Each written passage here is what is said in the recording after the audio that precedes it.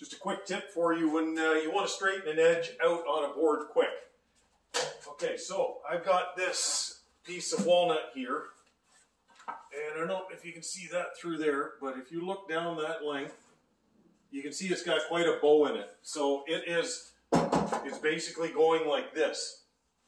So when I was in school, they would always tell you put the board crown up, meaning curve up like this.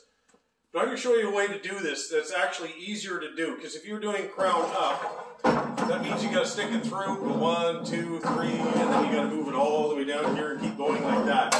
Well, I'm going to show you a very simple trick on how to do this. So I'm going to drop this just a little bit more. I'm not going to turn the dust collector on, but I'm going to show you what's going on here.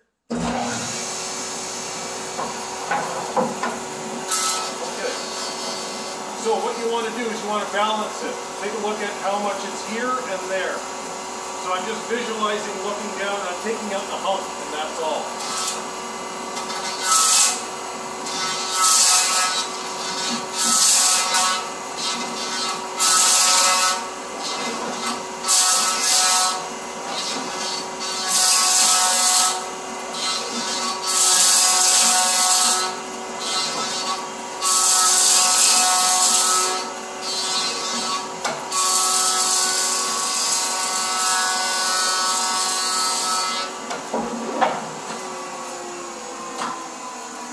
There you go.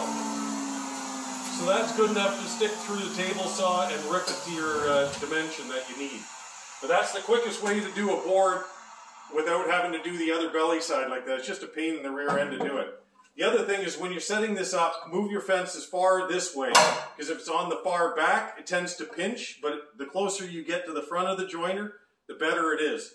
But that's an easy way of doing it. Anyways, your woodworking teacher wouldn't have taught you that one. All right.